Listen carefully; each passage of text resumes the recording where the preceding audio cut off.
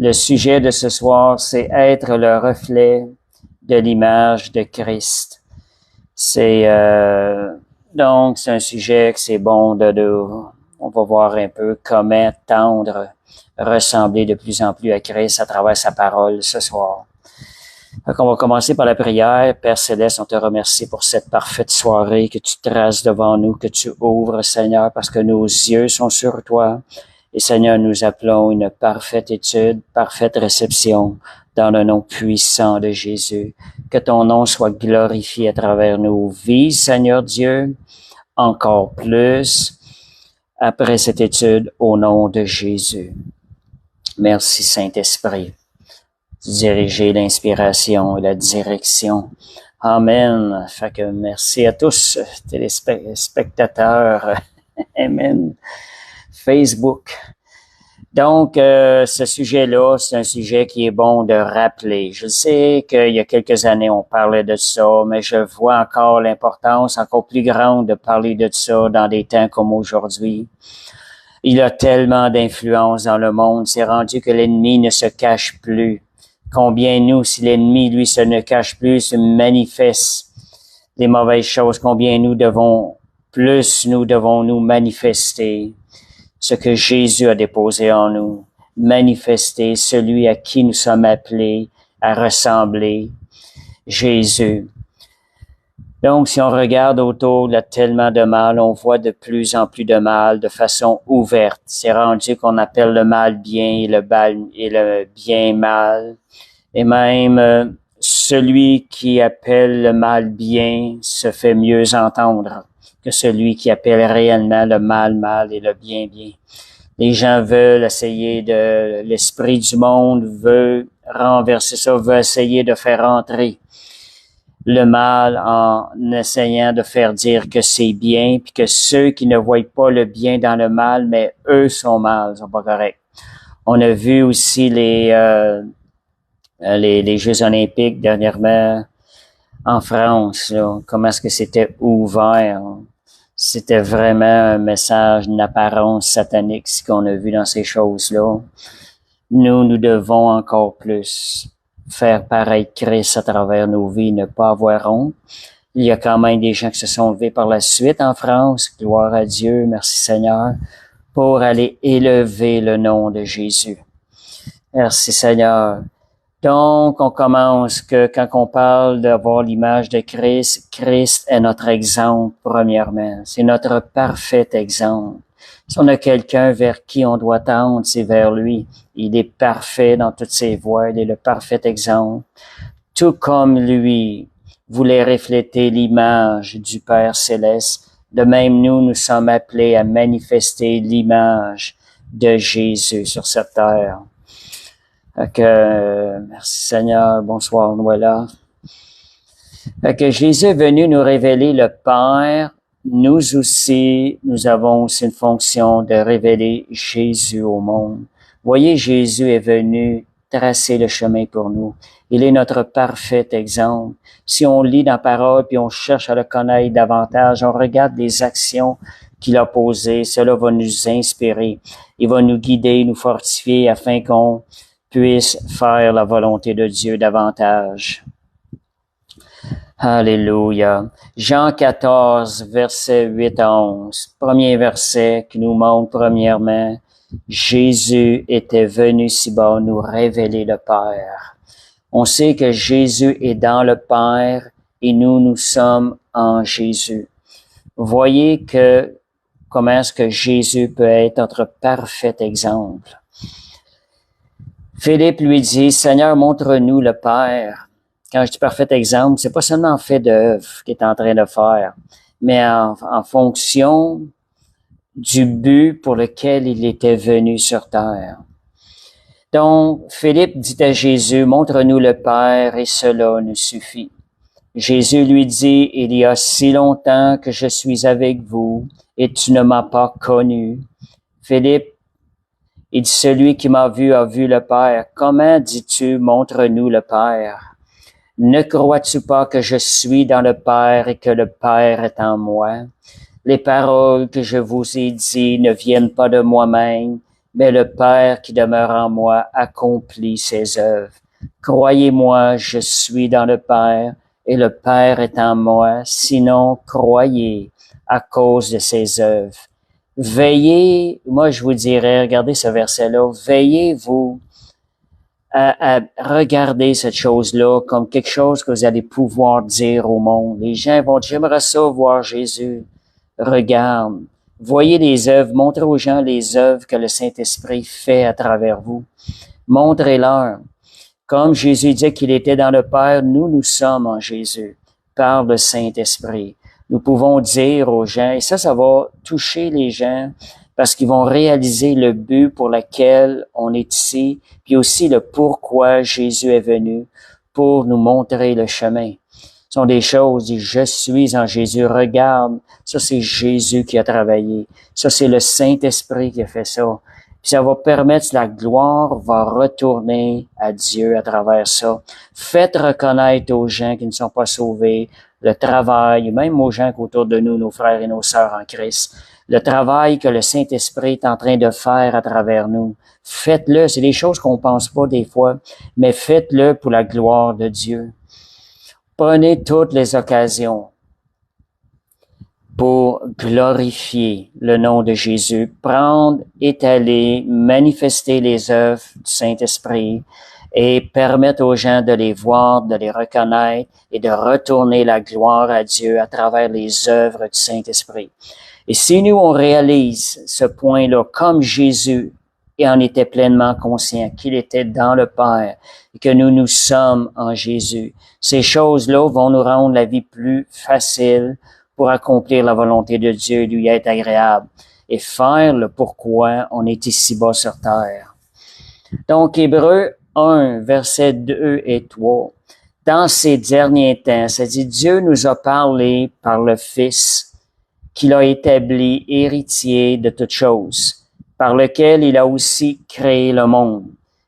Il était le reflet de la gloire du Père, l'empreinte de sa personne. Donc, voyez, c'est la même chose pour nous, en quelque sorte. Nous sommes le reflet de la gloire de Christ. Christ a dit, Christ a dit au Père Céleste, je leur ai donné la gloire que tu m'as donnée. Soyez à l'écoute de ces choses-là. Reconnaissez ces choses-là que vous avez reçues de Jésus, qui se manifestent dans votre vie, et redonnez la gloire à Dieu par rapport à ça. Vous savez quelque chose, ici on regarde Jésus avec comme modèle le Père. Nous avons comme modèle Jésus. Je vous dirais, recherchez le modèle, le meilleur, c'est Jésus. Ne vous prenez pas des modèles dans le monde. Vous pouvez voir des choses que vous appréciez des personnes dans le monde, c'est correct, mais que votre modèle supérieur soit toujours celui de ressembler à Jésus. Matthieu 5, versets 13 à 14. Ça dit ici, vous êtes le sel de la terre. Jésus est en train de parler de nous. Si le sel perd sa saveur, avec quoi la lui rendra-t-on? Il ne sert plus qu'à être jeté dehors.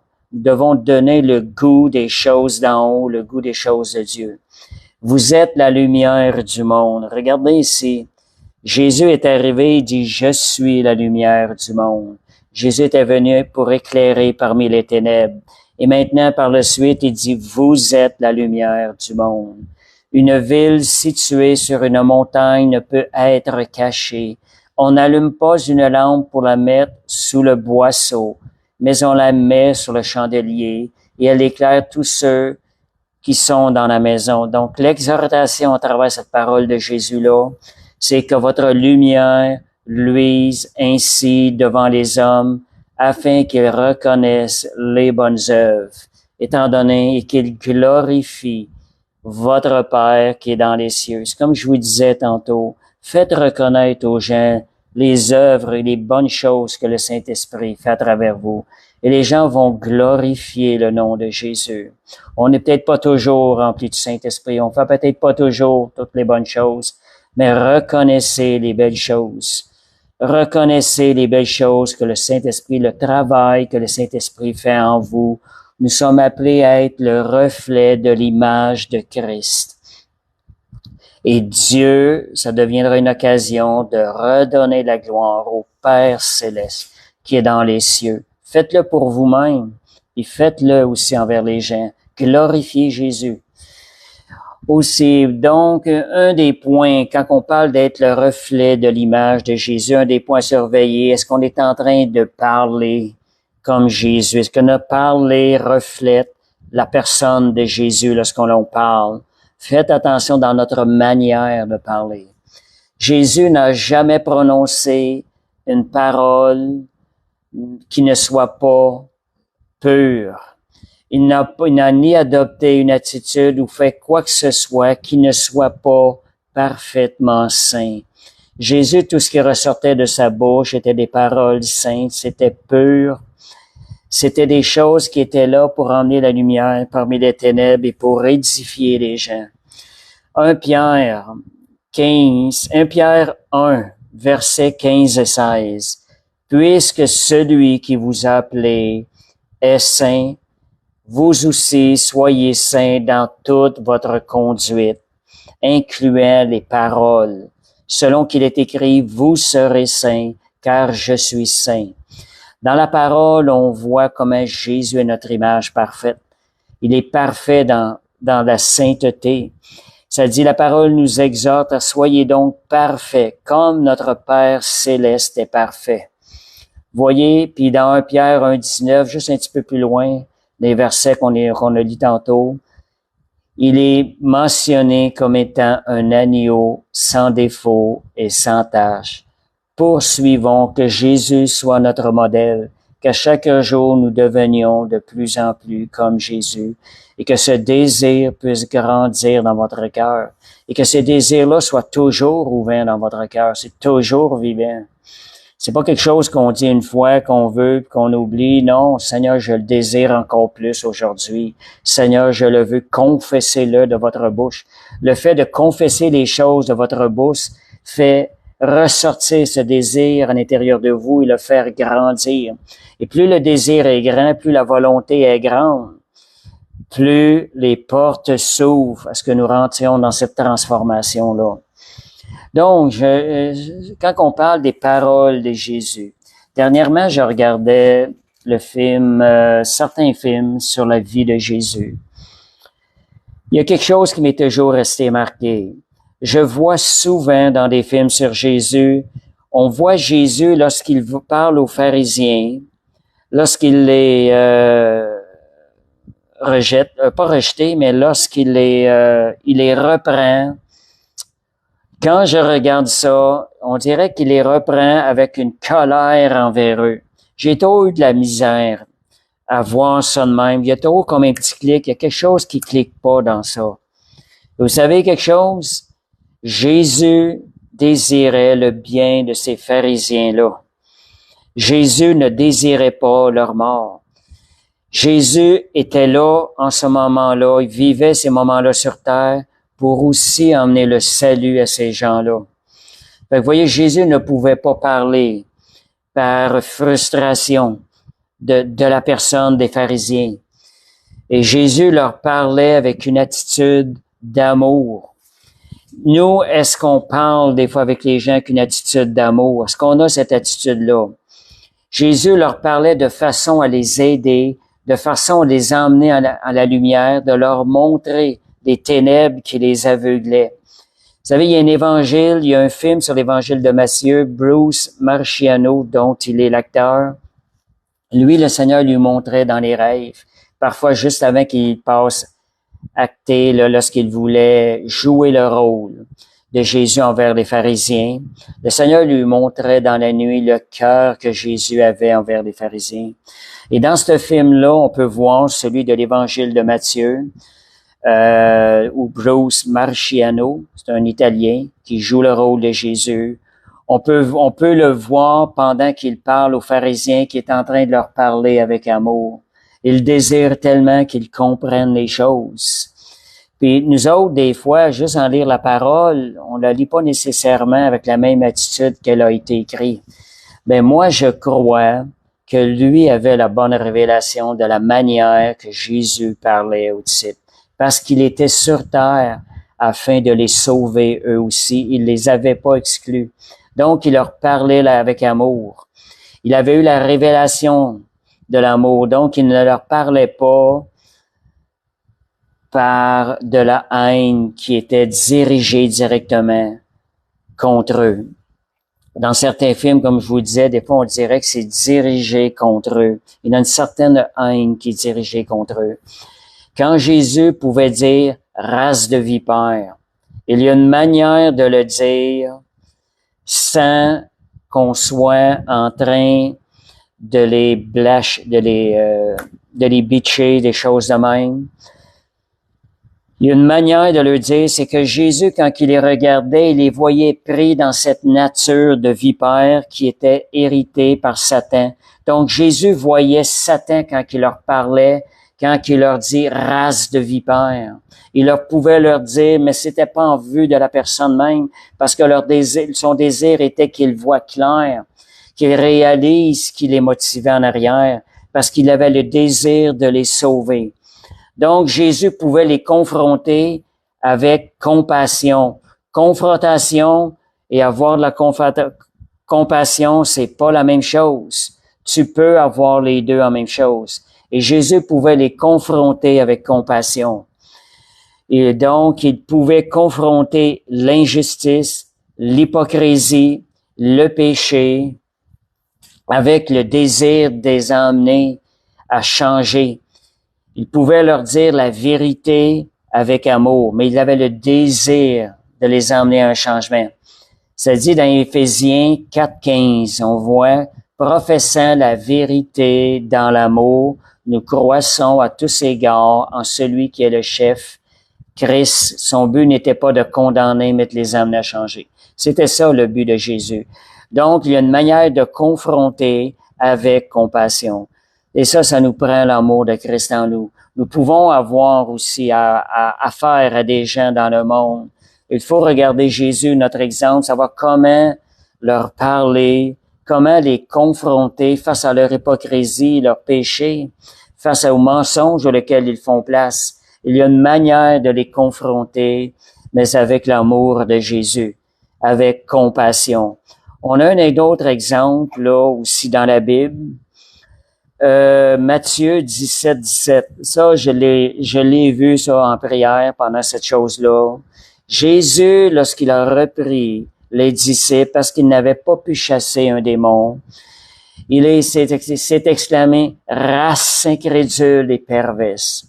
Voyez que Jésus ne s'attaquait pas à la personne même, n'était pas en train de rabrouer la personne même, mais plutôt à l'origine, ce qui les animait en arrière, et qu'eux étaient animés ça. Il voulait les mettre conscients que c'était d'une race de la nature pécheresse qui les emmenait à ne pas prendre la foi, ne pas voir le résultat. Donc, c'est ça qu'il venait mettre en lumière. Et la preuve, dans Matthieu 17:7, quelques versets après, Jésus est en train d'encourager ses disciples à aller plus loin dans la foi. Il est en train de leur dire, regardez, c'est facile de guérir. Si vous aviez la foi gros comme un grain de sénévé, vous pourriez dire à cette montagne-là, lève-toi, jette-toi dans la mer, et elle vous obéirait. Voyez, Jésus parlait, il est en train de confronter, mais avec compassion, dans le but de les emmener plus loin dans la foi, sans les condamner. Et c'est ça, des fois, que c'est pas évident pour nous de faire ces choses-là. Mais on a besoin d'apprendre, de voir cette image-là, de Jésus qui les confrontait avec amour. Puis comme je vous disais, si vous avez l'occasion, allez voir l'Évangile, le film de l'Évangile de Matthieu. Je pense qu'il je sais pas si c'est en français, mais il joue en anglais, en tout cas. Vous allez voir l'air de la personne lorsqu'elle confronte. On a besoin d'apprendre. Ça, c'est pas facile pour nous dans notre nature. Bon, c'est bon, il faut se préparer, il faut méditer cette attitude-là avant d'affronter les gens, de les confronter plutôt. Vous savez, des fois, j'entends dire Jésus perd patience. On donne l'impression que Jésus perd patience envers ses disciples. Je vais vous dire non. Jésus n'a jamais perdu patience. Mais il en était attristé, ça oui. Il pouvait être attristé de voir le manque de foi. Mais Jésus n'a jamais perdu patience envers ses disciples. Fait que vous pouvez voir ça dans Matthieu. Donc, pour nous maintenant, qui sommes appelés à être à refléter l'image de Christ, de même envers les gens qui ne connaissent pas le Seigneur. Comment pouvons-nous les confronter avec compassion? J'ai vu un prédicateur qui fait ça dans la rue. Je me rappelle pas de son nom. Il est à Toronto, il est venu à Montréal. Il confronte les gens. Mais tu vois cet homme-là de Dieu le confronter avec la compassion et l'amour de Christ. Un bel exemple. J'aurais pris son nom, là, mais je suis certain qu'il y en a beaucoup qui le connaissent. Il y a des vidéos sur lui. C'est tellement beau. Il confronte le péché des personnes face à face dans la rue, en public. Mais tu vois l'amour et la compassion. Il gagne des gens à Christ par l'amour et la compassion, tout en leur révélant leurs péchés. Il les amène à la repentance. Donc, oui, c'est possible avec le Saint-Esprit. Puis en ayant comme exemple Jésus. Voyez ces choses-là. On a aussi Jean 17. Il nous parle aussi quand je parle d'être transformé à la ressemblance, qu'est-ce qui nous transforme? On a parlé tantôt de confronter avec la vérité. La vérité est quelque chose qui nous transforme, qui nous sanctifie. Jean 17, ça dit « Sanctifie-les par ta vérité ». Ça veut dire que quand tu annonces, tu confrontes le péché, t'apportes ta vérité, mais tu le confrontes avec amour. Cette parole-là, elle a la puissance de te sanctifier, de sanctifier la personne, de la rendre plus sainte, plus semblable à Jésus. C'est ça que ça dit, sanctifie-les par ta vérité. Ta parole est la vérité. On leur annonce la vérité de la parole, parce qu'on veut leur bien, on veut emmener la lumière dans ce qu'ils sont aveuglés. Jésus a dit, je suis le chemin, la vérité et la vie. Jésus est la vérité. Donc, parlons la vérité aux gens qui nous entourent. Reflétons l'image de Christ et parlons-leur avec amour et compassion. Donc, une des choses, comment obtenir la pensée de Christ? On a parlé de la parole de Dieu. Pour nous, parlons, lire la parole de Jésus ou la parler de façon répétitive.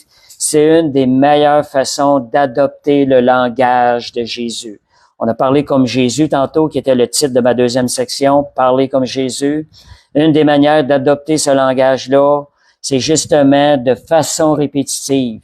Confesser la parole de Dieu. Lisez la parole de Dieu. Les valeurs de la parole, les valeurs de Christ vont commencer à être reflétées dans les vôtres. Elles vont commencer à prendre place et vous allez prendre plaisir à obéir à ces valeurs-là. Vous allez avoir la pensée de Christ. J'ai pris aussi Matthieu 5, versets 3 à 12, qui nous montre, qui nous révèle la pensée de Christ. Je vous parlais de lire la parole, ce sont des bons versets à lire qui vont nous emmener dans la pensée de Christ. Matthieu 5, versets 3 à 12, ça dit « Heureux les pauvres en esprit, car le royaume des cieux est à eux. » Non pas heureux les pauvres, car le royaume des cieux est en eux. J'ai vu quelqu'un cette semaine qui disait que Dieu nous voulait pauvres, que celui qui était pauvre, il est accepté de Dieu, plus aimé de Dieu. J'ai dit à personne, j'ai dit, tu es en train de tordre la parole. C'est pas heureux les pauvres, mais les pauvres en esprit. Dieu regarde au cœur. La situation extérieure, Dieu regarde pas à son premier. Il regarde au cœur. Parfois, la situation du cœur fait qu'une personne, elle est pauvre. Si son cœur est pas. Mais si son cœur est en feu pour Jésus, Dieu peut la bénir davantage et pourvoir à tous ses besoins. Donc, ça dit heureux les pauvres en esprit. Voyez la pensée de Christ. Heureux les affligés, car ils seront consolés. Dans le monde, quand on voit quelqu'un qui est affligé, on est en train de penser qu'il n'est pas dans une bonne passe, qu'il n'est pas dans une bonne situation, qu'il est en détresse, qu'il est en train de se désintégrer. Mais la parole de Dieu dit heureux les affligés, car ils seront consolés. On peut dire quand vous êtes affligé, tournez-vous vers Christ. Vous allez recevoir la consolation, vous allez être fortifiés. Heureux les débonnaires, car ils hériteront la terre. Dieu va les bénir. Heureux ceux qui ont faim, débonnaires, je pense, ceux qui ont faim et soif de la justice, car ils seront rassasiés. Heureux ceux les miséricordieux, car ils obtiendront miséricorde. Dieu veut donner miséricorde. Donc, pratiquez la miséricorde. Vous allez obtenir, récolter la miséricorde de Dieu, qui est encore plus grande que celle qu'on est en mesure de donner aux gens. Heureux ceux qui ont le cœur pur, car ils verront Dieu. Recherchez à avoir un cœur pur. Heureux ceux qui procurent la paix, car ils seront appelés fils de Dieu. Ça, c'est la pensée de Christ. Sondez votre cœur, sondez vos actions. Êtes-vous en train de procurer la paix autour de vous? Ayez que les valeurs de Christ, en disant ces versets-là, prennent place en vous, que vous les recherchiez davantage. Heureux ceux qui sont persécutés pour la justice, car le royaume des cieux est en eux. Plus qu'il y a de la persécution, plus la grâce de Dieu, elle est forte sur les gens qui sont persécutés. La force du Saint-Esprit. Heureux serez-vous lorsqu'on vous outragera, vous persécutera, dira faussement des choses de vous, de toutes sortes de mal, à cause de moi, à cause du royaume de Dieu. Réjouissez-vous et soyez dans l'allégresse, parce que votre récompense sera grande dans les cieux. Fait que voyez, nos yeux doivent on doit changer nos yeux de place et se conformer à l'enseignement de la parole, puis on va être capable de se réjouir. Ça, c'est la pensée de Christ. Donc, la parole nous réveille la pensée de Christ. Prenez du temps dans la parole à chaque jour. Maintenant, on va voir une autre section, agir comme Jésus, afin de refléter Christ dans nos actions. Vous savez, ici, ça dit Colossiens, c'est nos actions qu'on voit ici. Colossiens 4, versets 5 et 6. Un des principaux versets pour refléter Christ, refléter ses actions. Conduisez-vous avec sagesse envers ceux du dehors, rachetez le temps. C'est important, le témoignage qu'on donne. On dit envers les gens du dehors, pour être un témoignage et attirer les gens à nous. Christ attirait les gens à lui. Nous devons refléter l'image de Christ et attirer les gens à nous. Que votre parole soit toujours accompagnée de grâce, assaisonnée de sel, afin que vous sachiez comment répondre à chacun. Demandez la sagesse de Dieu. Il n'y a pas eu homme plus sage que Jésus pour apprendre, expliquer les choses. Demandez la sagesse de Dieu. Cela va aider pour le témoignage. C'est quelque chose qui est important. Soyez pleins de grâce envers les autres. Reflétons la grâce de Dieu. Soyons pleins de grâce. Il faut refléter Jésus dans sa grâce. Reflétons aussi la joie de Christ. Philippiens 4.4, ça dit « Réjouissez-vous toujours. » Dans le Seigneur, je le répète, réjouissez-vous. Vous savez que on est appelé à refléter la joie de Christ. Nous autres, on a peut-être une image quand on pense à Jésus, on le voit pas en train de se réjouir, rempli d'une joie débordante. On a peut-être tendance, je sais pas si on est tous de même, on a peut-être tendance à le voir sérieux, il apporte des paroles de sagesse profonde, comme s'il n'y aurait pas de joie qui est manifestée à travers lui. Mais voyez, Jésus reflétait la joie. Le verset Jean 15:11 nous les montre. Je vous ai dit ces choses afin que ma joie soit en vous et que votre joie soit parfaite. Donc, la joie de Christ était parfaite. Et puisqu'elle était parfaite, sûrement qu'elle était manifestée. Et je sais qu'il y en a dans l'Église qui ont plus de facilité à manifester la joie du Seigneur. Il y en a qui comprennent plus que d'autres l'amour, l'humour du Seigneur. Amen. Merci Seigneur. Donc, merci Jésus. On va passer à la section 2 de l'étude. 2 Corinthiens. Dieu a dit, la lumière brillera du sein des ténèbres et elle brillera dans nos cœurs pour faire resplendir la gloire de Christ sur la terre. C'est bien ça, sur la face de Christ. Donc, tantôt on a parlé que Jésus dit, vous êtes la lumière du monde. Et Christ avait dit, je suis aussi la lumière du monde. Donc, Dieu veut que la lumière de Christ paraisse à travers nos vies, qu'on reflète la lumière de Christ. Bon, merci Seigneur. Donc, ceux qui connaissent Christ, l'importance de le connaître. vont refléter son caractère plus facilement à travers leur vie. Ça va être comme un miroir. On va devenir comme un miroir qui va refléter la gloire de Christ. Ayez ça, cette pensée-là, que les gens ne vous voient plus, mais qu'ils voient Christ à travers vous. Nous devenons un miroir de Dieu, afin que les gens sachent que nous ayons un bon témoignage pour le Seigneur, qu'on puisse les emmener. La lumière, si elle doit briller, c'est pour attirer les gens, les attirer dans quelque chose qui est bien, dans la vérité, dans la lumière, pour les sortir des ténèbres. Donc, 2 Corinthiens 3,18, nous tous qui sommes découverts, contemplons comme dans un miroir la gloire du Seigneur. Nous sommes transformés à la même image de gloire en gloire comme par le Seigneur l'Esprit. Donc, on est transformé de l'intérieur vers l'extérieur, inside out, par le Saint-Esprit.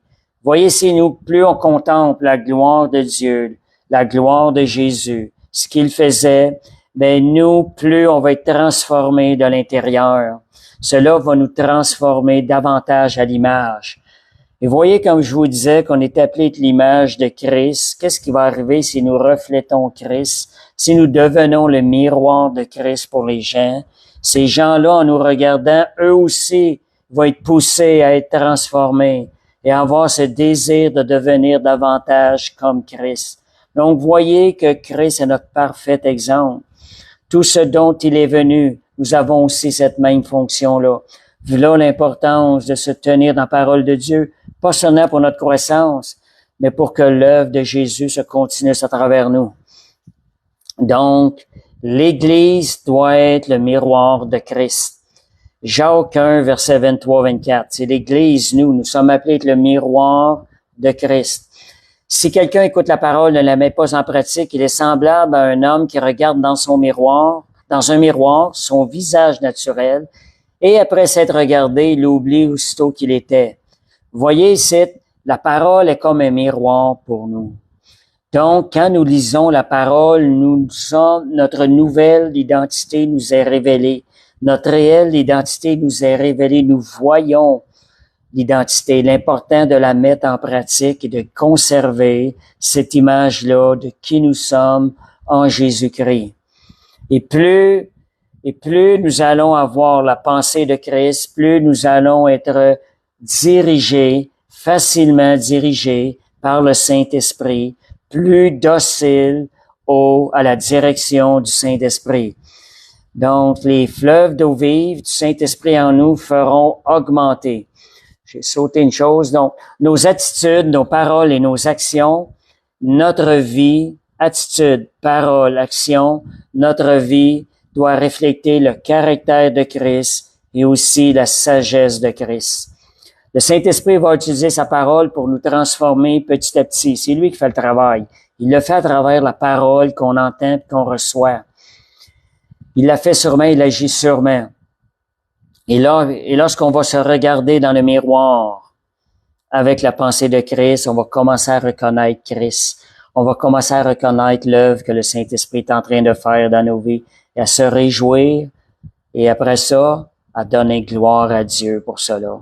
N'ayez pas peur de reconnaître l'œuvre du Saint-Esprit dans votre vie. Ne rabaissez pas l'œuvre de Dieu dans votre vie. Ne rabaissez pas l'œuvre du Saint-Esprit dans votre vie. Vous êtes en train de rabaisser la gloire de Dieu. Soyez reconnaissants envers Dieu. Cherchez à la voir, à la reconnaître et redonnez toute la gloire à Dieu. Et redonnez toute la gloire à Dieu pour son œuvre et son travail. Merci Seigneur. Alléluia. Donc, maintenant, on a dit agir, comme on a dit parler comme le Saint-Esprit, agir comme le Saint-Esprit, comme Jésus, agir comme Jésus, et maintenant penser comme Jésus. Philippiens 2:5, ça dit, ayez en vous les pensées, les sentiments qui étaient en Jésus-Christ. Donc, on sait que tout le monde connaît ce proverbe-là. Tel un homme pense, tel il est. Ça veut dire que nos pensées, ils vont donner la direction à notre âme, ils vont donner une forme à notre âme. Comment c'est important d'arrêter les pensées qui ne sont pas de lui. Bien souvent, on pense à s'arrêter avec les actions, arrêter, empêcher que l'action prenne place. Mais commencez avant même ça, mettez un stop dans vos pensées. Avant même de mettre un stop dans vos actions, ça va être encore plus glorieux. Donc, mettez une garde dans vos pensées. Vous allez avoir une croissance beaucoup plus grande et c'est beaucoup plus facile que de mettre une garde à nos paroles. On sait, des fois, les paroles vont refléter ce que le cœur pense. Oui, on garde aussi nos paroles. Mais si vous mettez la garde à ce qui rentre dans vos pensées, vous allez grandir encore plus vite. Vous allez être transformés encore plus vite. Donc, c'est ça. Avoir et grandir dans la pensée de Christ. 1 Corinthiens 2,16. Ça dit, qui a connu la pensée du Seigneur? La parole dit par la suite, nous avons la pensée de Christ. Comment ça? Parce que nous avons reçu le Saint-Esprit qui nous révèle notre identité, qui nous parle de nous. Le Saint-Esprit, c'est lui qui dresse un miroir devant nous avec la parole et nous révèle notre identité. Donc, il y a seulement ceux qui ont reçu le Saint-Esprit qui peuvent avoir la pensée de Christ.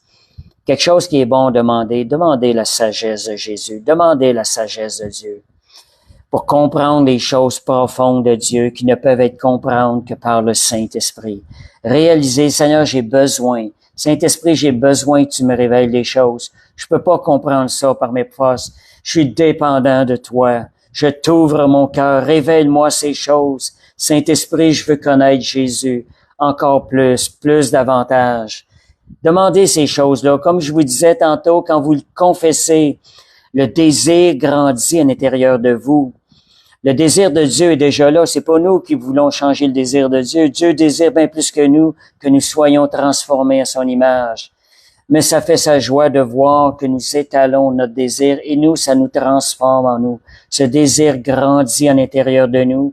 Et puisque ce désir grandit à l'intérieur de nous, mais on est en train d'élargir notre capacité à recevoir les bontés de Dieu dans notre vie, recevoir ces choses-là dans notre vie. On parlait de penser comme Jésus. Je rappelle un verset que j'en parle souvent, Romains 12:2, ne pas se conformer au siècle présent. Soyez transformés par le renouvellement de l'intelligence. C'est clair, afin que vous discerniez quelle est la volonté de Dieu, ce qui est bon, agréable et parfait. On sait qu'il y a autour de nous, on vit dans le monde, il y a une influence dans ce monde-là qui travaille fortement aujourd'hui. Comme je disais tantôt, c'est rendu qu'elle est même plus cachée, il se cache même plus. Fait que c'est une influence qui travaille fortement de vouloir appeler le mal bien. Prenons la parole, nous, et soyons transformés par la parole de Dieu. Et donc, occupons nos pensées de plus en plus avec la parole de Dieu. Plus on va les occuper avec la parole de Dieu, moins on va avoir l'influence du monde sur nos pensées.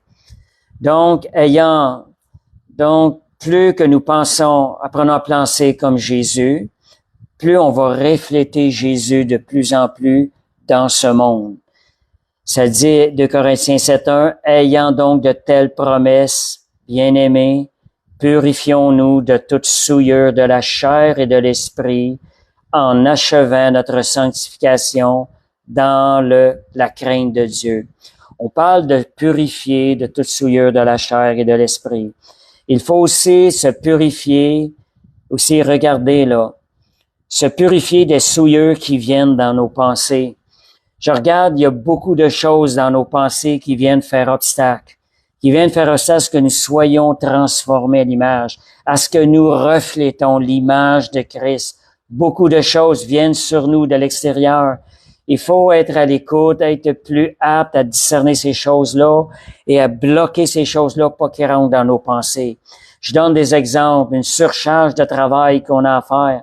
Ça emmène du stress. On perd la pensée de Christ. On réagit sur le stress plutôt que de marcher dans la volonté de Dieu. Une surcharge des fois que nous-mêmes, on s'impose parfois aussi. Faites attention. Évitez tout ce qui peut emmener du stress. Mettez ça dehors.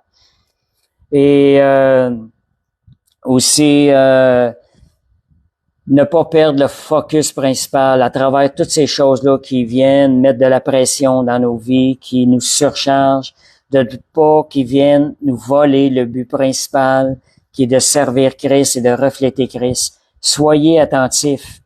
Une des choses qui vient nous aider là-dedans, ce que je regardais, qu'est-ce qui peut nous aider là-dedans? Juste pour terminer ça, ce que je disais tantôt, les choses là, le stress, la surcharge de travail qui viennent occuper toutes nos pensées, ça vient nous faire sortir, nous voler notre identité avec Christ et nous ne reflétons plus l'image de Jésus-Christ. Et nous ne dégageons plus le fruit de l'esprit. Fait que retrouvez votre paix quand cette chose-là arrive. Le stress vient voler votre paix intérieure.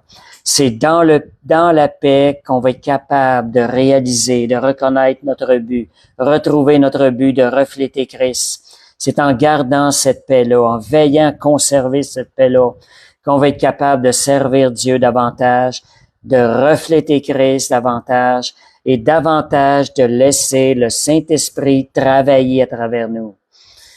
Merci Seigneur. Donc, recherchez, poursuivez tout ce qui peut apporter une paix plus grande dans votre vie. Autre chose qui va vous amener à ça afin de discerner comment refléter Christ, prenez du temps de prière avec Dieu le Père. Jésus est notre modèle, Jésus est notre exemple, Jésus priait. Jésus, il priait, d'après ce que j'ai eu dans des écrits, il sortait 4 heures de temps avant le lever du soleil.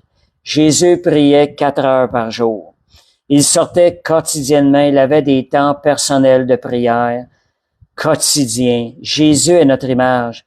Cela, ça va prendre du temps personnel. Quand vous prenez du temps, comment vous dégagez du stress de ces choses-là? Emmenez toutes vos préoccupations devant le Seigneur. Mettez ça devant le Seigneur. Ressondez la manière que vous avez agi où vous n'avez pas reflété Christ. Demandez pardon au Seigneur. Ramenez ces situations-là devant le Seigneur dans vos temps de prière.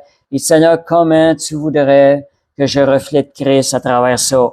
Méditez là-dessus, pas juste une fois. Méditez. Plus à méditer, plus cette pensée de Christ-là va prendre place à l'intérieur de vous. Voyez comment refléter Christ à travers ces situations-là.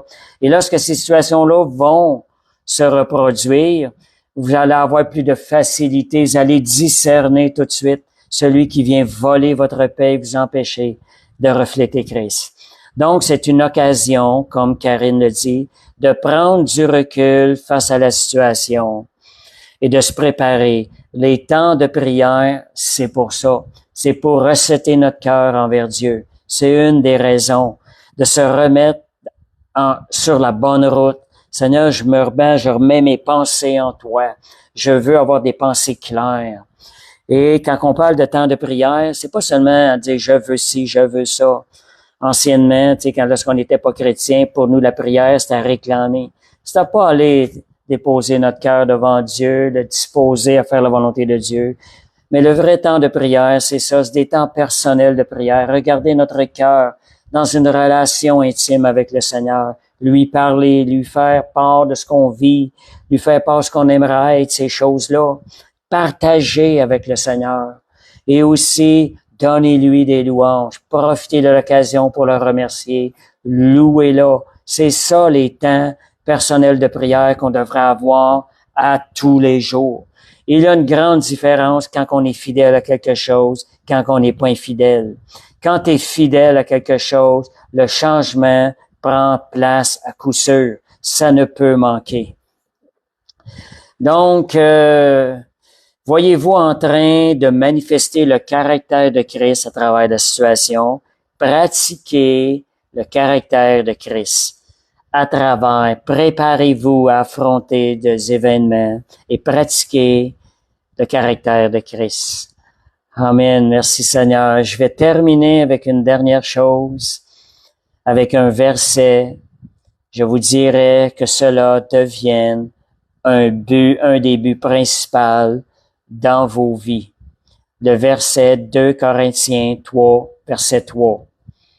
Vous êtes manifestement une lettre de Christ, écrite par notre ministère, non avec l'encre, mais avec l'Esprit de Dieu vivant, non sur des tables de pierre, mais sur des tables de chair, sur les cœurs.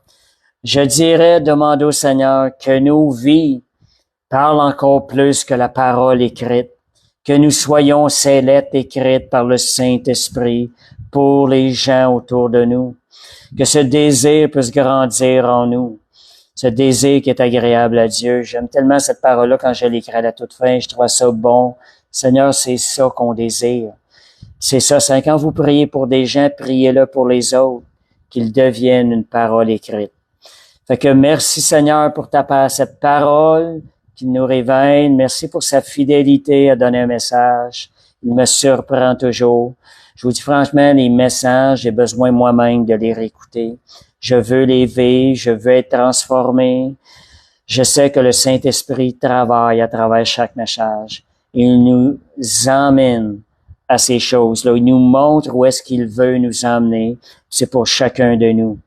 Fait qu'on rende grâce à Dieu pour ces choses-là. Seigneur, je veux pas oublier ce que j'ai entendu, ce que j'ai vu dans le miroir ce soir, ma nouvelle identité en Christ qu'elle est capable de faire. Je veux pas l'oublier, Seigneur, puis je vais la mettre en pratique. Fait que merci, Seigneur, pour cette parfaite soirée, cette parfaite live dans le nom de Jésus. Et nous, je donne gloire au Seigneur pour sa bonté, sa grâce. Que Dieu soit glorifié. Et Seigneur, on te remercie vraiment pour cette parole. Merci pour la participation. Merci surtout pour le travail du Saint-Esprit qui communique le message pour emmener les personnes dans une vie qui t'est plus agréable. Je veux glorifier le travail du Saint-Esprit. Tu peux faire au-delà, Seigneur, de ce qu'on peut même imaginer ou penser. Et je bénis ton Saint-Nom. Je bénis le parfait travail du Saint-Esprit. Au nom de Jésus, parfaite semaine, parfaite soirée, au nom de Jésus. Amen.